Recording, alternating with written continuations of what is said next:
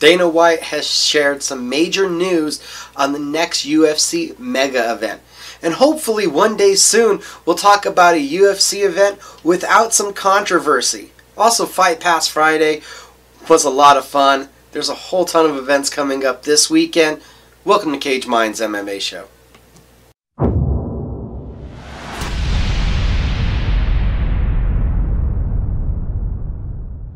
Start off with the highlights. And the weekend started off with Fight Pass Friday. Lion Fight 64 was the first thing up.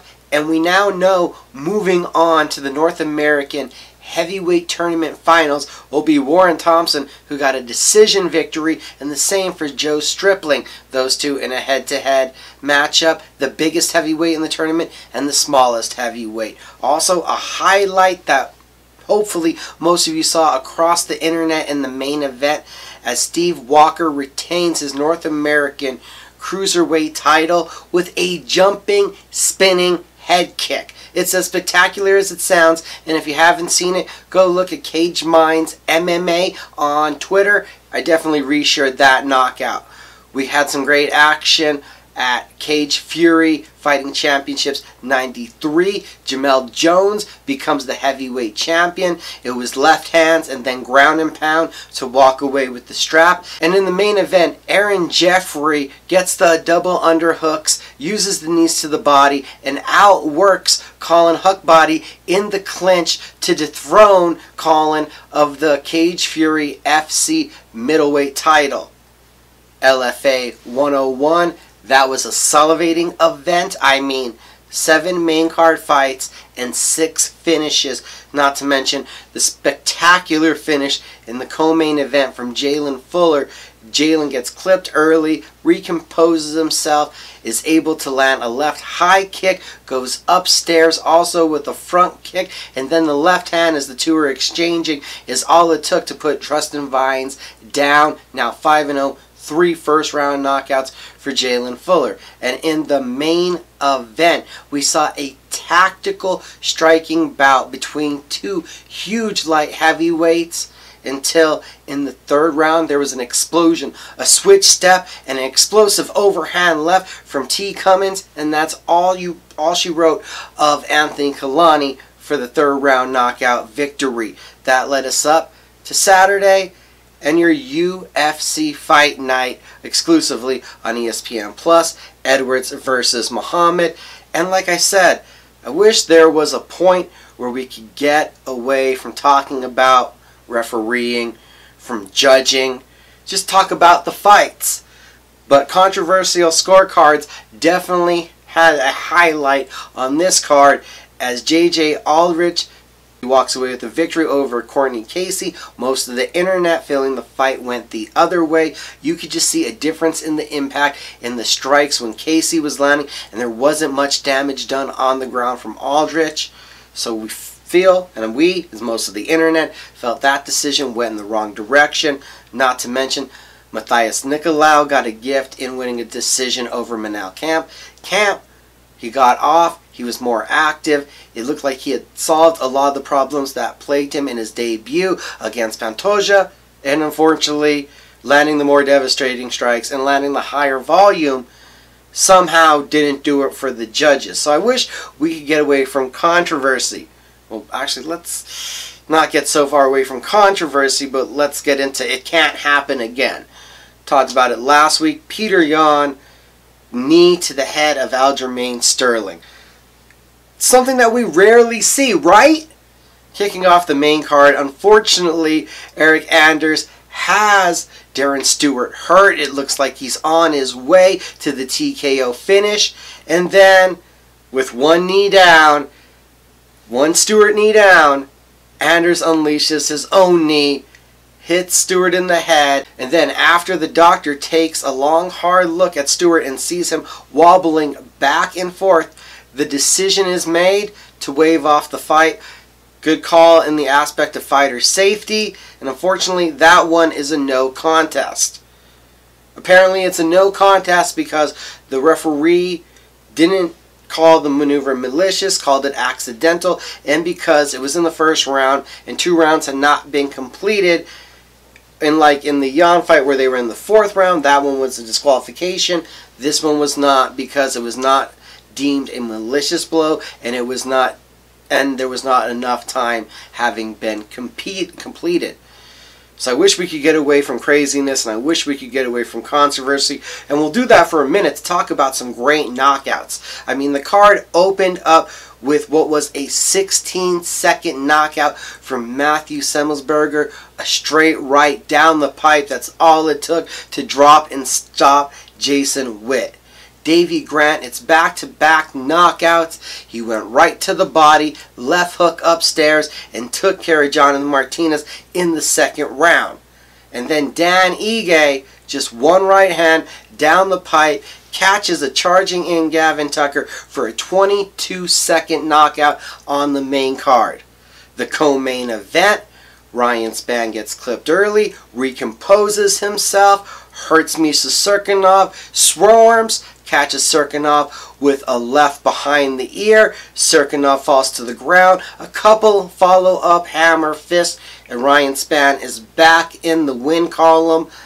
We get to the main event, and we got away there for a whole minute as I ran through the beautiful knockouts from the controversy. We get back to controversy. The first round, you can see a tactical advantage, a speed advantage, a more diverse attack from a Leon Edwards who was pushing back a normally pressure fighter in Belal Muhammad. In the 2nd round, just 18 seconds in, going for the frame on the face to push away and then land a body kick, Leon Edwards instead puts that framing job, the thumb of it, right into the eye of Belal Muhammad.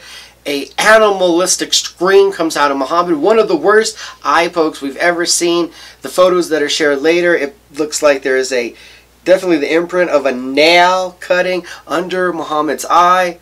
The fight is rightfully called a no contest, and I wish we could get away from controversy. This one is something that people have known about for a while. The rule, you're not supposed to do this. Not supposed to have the hands extended like this. It's supposed to be extended like this. But most fighters still kind of do that. Problem is partially with the glove and the equipment. There are some gloves out there, the Onyx glove, the Rising glove, the Bellator glove, that kind of make the fighter's fingers curve, and you're not really able to extend in that manner. You're still having your fingers loose to be able to grapple, but it's not that same thing. The UFC gloves are not curved, they are straight. Unfortunately, due to contract negotiations, financial matters, things above our head, the UFC has not came to terms with any of these other companies to bring those gloves to the octagon, something that is sorely needed, because eye pokes seem to be something that we can definitely do a better job of containing in the octagon. Not to say it'll fully take them away, that you'll never have eye pokes, but they won't be as frequent.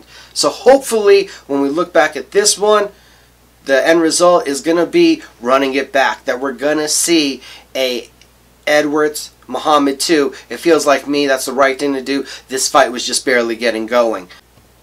Turn our attention to what grabs the attention. We're talking about the headlines. In UFC news, Merab Dvalishvili is going to be fighting fellow top 15 ranked bantamweight Cody Stamann on May 1st.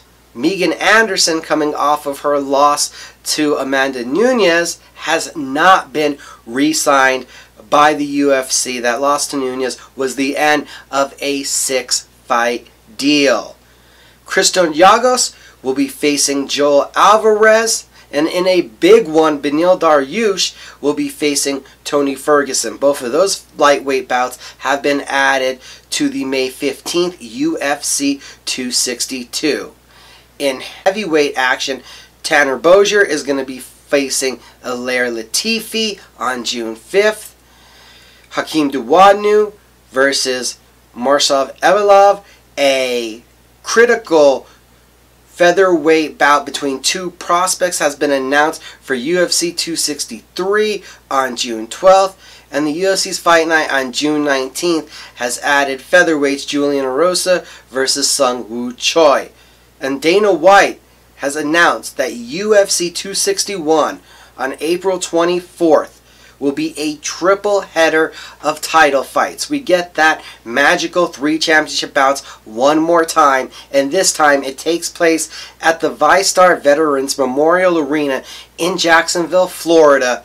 And the Florida Commission and the mayor of Jacksonville have announced they will be putting all tickets on sale. Dana White expecting 100% full arena for this triple title fight event. Again, that will see Zhang Weili defending the women's strawweight title against Rose Namajunas, Valentina Shevchenko defending the women's flyweight title against Jessica Andrade, and the newly announced main event, the second meeting, as Jorge Masvidal will look to dethrone Kamaru Usman of the welterweight title once again. In Bellator news, veteran Roger Murtha is going to be taking on prospect Chris Gonzalez at Bellator 255 on April 2nd, and Pedro Carvalho will meet Daniel Weichel in a critical featherweight bout at Bellator 257 on April 16th. The Professional Fighters League has announced their third event of the 2021 season is set for May 6th, and that's going to feature heavyweight and women's action. Fabricio Verdum, the former UFC heavyweight champion, faces Brazilian prospect Renan Vieira in the main event. Kayla Harrison, the unbeaten women's lightweight PFL champion and two-time judo Olympian, is going to be taking on Marina Moraes, who's 16-10.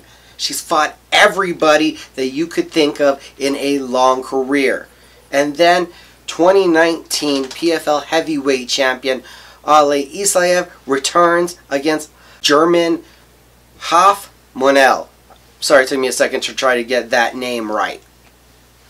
A ton of action to look forward to this weekend. Starting on Thursday, it starts off early. UFC Fight Pass. You have a Cage Warriors doubleheader. Thursday is Cage Warriors 120, and then Cage Warriors 121 on Friday. Friday morning, you also have a One Championship offering live on BR Live, and you can see Reagan Ursel defending the One Championship kickboxing lightweight world title against Mustafa Haid. And in women's Muay Thai action, Janet Todd faces Alma Juniki. You also have a ton of other stuff on Fight Pass Friday, like Eternal 57, where Eternal is having a doubleheader, Event 57 on Friday and Event 58 on Saturday, not to mention Battlefield Fight League. And of course, the main course, LFA 102, the main event, an incredible featherweight matchup between prospects. You have Lyoto Machida protege Bruno Souza, who's on an 8-fight win streak, against Fortis MMA product Elijah Johns, 7-1 5-fight win streak. 3 of those wins by knockout. And in the co-main event, it's the second middleweight tournament semi-final. You have Gregory Rodriguez against fellow Contender Series vet Alto Maiva. So you got a stacked card of action there, not to mention, believe 4 unbeaten prospects also on that LFA 102 main card. All leading up to Saturday, UFC Fight Night, Brunson versus Holland. Prelims are on ESPN Plus and ESPN2, starting at 7 Eastern. Your main card, ESPN or ESPN Plus, at 10 p.m. Eastern. Only for the second time in UFC history, you'll see husband and wife competing on the same card. You'll see Cheyenne and JP Bays both in action. On the prelims, couple matchups to highlight. Loving a bantamweight matchup. Adrian Yanez, 12-3, 5-fight win streak. The last 2 by knockout, including his contract-winning performance on the Contender Series and his eye-opening debut win. He takes on Gustavo Lopez, who's 12-5, who's won both of his fights in the octagon, coming off submitting incredible grappler Anthony Burchak. So that one, definitely one that has to be highlighted. Also liking the one in the middleweight division, where you see Trevin Giles 13-2 taking on Roman Dolidze. Dolidze 8-0. He's won his first 2 UFC fights, both up in the light heavyweight division. I'm intrigued to see what kind of monster he is coming down. More of a grappler, hoping to see him be a little more fluid with the striking than what we've seen in the first 2 fights. You also got, moving up to lightweight, Grant Dawson 16-1 taking on Brazilian tough winner 18-3-1 Leo Santos. His striking has been coming along consistently throughout his UFC career. The guy came into the octagon as Jose Aldo's jiu-jitsu coach, so that ground game has always been there. Grant Dawson, Kevin Kroom has told me that Dawson is one of the strongest guys he's ever rolled with, that the kid is an animal and a future UFC champion. A lot of high expectations on both of these fighters. Not to mention your feature prelim is a women's matchup in the bantamweight division. Marion Renault, incredible jiu-jitsu, black belt Muay Thai, taking on Macy Chiasson, the former tough winner. She did that at 145 pounds and is an opposing figure at 135. Looking at that main card, you have a heavyweight matchup. The Aussie that everybody loves, Taya Tuivasa, is going to be taking on Don'Tale Mayes.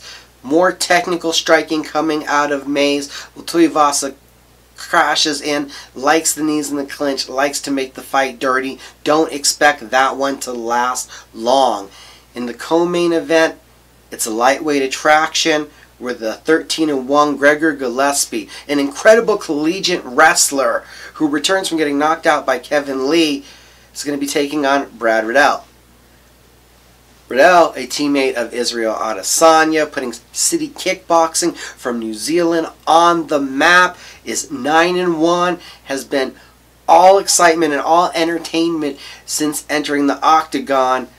Looking to get into the rankings. This one is a big one at lightweight, and then we go up to the main event. It's the fighter that Dana White belovedly nicknamed Big Mouth, Kevin Holland, at 21-5, taking on the 21-7 Derek Brunson. Both middleweights come in on win streaks. Brunson won 3 in a row, coming off of a main event win over Edmund Shabazian, where that fight was really a showcase for the middleweight prospect, and Brunson with the TKO showed that he is not to be overlooked. A solid wrestling background, and we know that Brunson has power in his hands. Well, Holland rides a 5-fight win streak, has been impressing, has won split decisions, has won by knockout.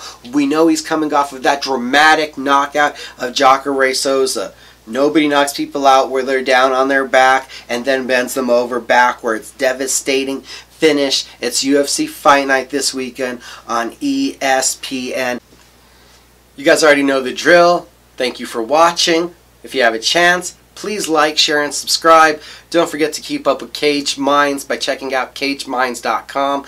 Going over to Facebook, Cage Minds Combat Sports News. Twitter, at Cage Minds MMA. Instagram, at Cage Minds_CSN. And check out the audio podcast over on Anchor FM, Mika Frankl's Cage Minds. And you can hear me every Saturday on the Sports Animal, part of On the Mic with Mike Adams.